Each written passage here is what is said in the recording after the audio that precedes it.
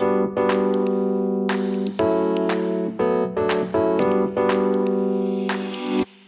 our next presenter we are welcoming to the stage is my friend Ben Levey from Final Third Foundation.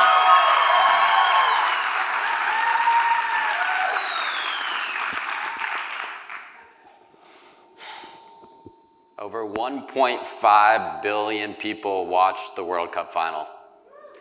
The global game, a universal language. 12 years ago, I founded an organization in Mombasa, Kenya. And that has led to the eventual creation of Final Third Foundation, F3, a nonprofit sports and education organization based here in your backyard in Central Ohio. F3 is unique because we work to bring together and provide for all communities, from the most affluent to the most underserved. And with that, we enable social cohesion, promoting social upward mobility. At 5, 6, and 7 years old, we are taking boys and girls outside of their bubble and allowing them to experience different races, religions, ethnicities, and cultures in a loving and safe environment. In 2022 alone, we provided for over 2,500 participants in soccer and education programs. The idea is to create a holistic pathway from 3 to 18 years old. And we accomplish this by growing the game and leveling the playing field on and off the pitch, on the soccer field. We provide for all, the West and East African populations, the Bhutanese Nepali population, Black, Latina, and more. We connect with the Muslim, Jewish, and Christian communities, and more. Tailoring schedules based off their needs, providing scholarships for recreational and club soccer programs, subsidizing costs for use of our 25-acre park to local community organizations. Off the pitch, off the soccer field, we bring soccer and literacy programs and environmental awareness programs to the communities we serve. On top of that, we add workforce and professional development with coaching and referee education, along with financial literacy programs. With experts in their respective fields designing and helping implement programming, alongside passionate, intellectual program managers with diverse backgrounds who represent the communities we serve, F3 is providing exceptional services. And we can see that in our 100% retention rate with our schools and partner organizations. F3's goal is also to provide world-class facilities. And with that, a true home at our Pathways Park.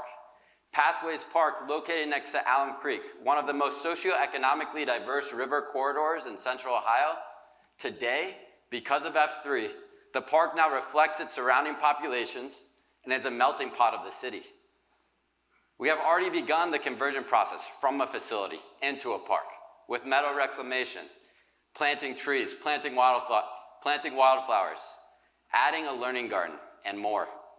And today, it's time to take it to the next level. We are raising $100,000 to solidify F3's home, the F3 Hub, an office space for our employees, a snack and coffee kiosk for our park patrons, a shelter, an outdoor learning center, connected to the already built learning garden to house our education and enrichment programs. Once built, we immediately save over $14,000 per year on rent. We expect a 200% increase in revenue by year 3, just in our enrichment programs at the park alone. F3 is already sitting at 75 to 80% customer-based revenue. We have a sustainable model. This investment will only allow us to immediately cut costs and increase revenue, allowing us to build capacity and reinvest in our programs. Establishing the F3 Hub is a crucial step forward not only for F3, but all of Central Ohio, as we continue to work together with all of our partner organizations and our partner schools. Together, pamoja. In Swahili, that means as one. together as we lead the next generation of youth into a more welcoming and sustainable world on and off the pitch. Thank you.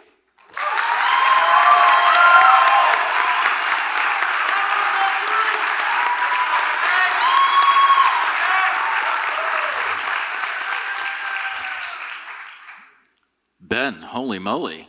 Are these some of the participants in the camp?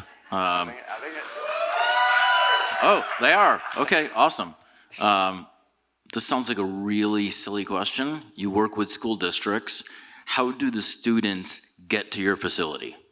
So we are actually, yesterday, we entered into our 32nd and 33rd classroom of the school year.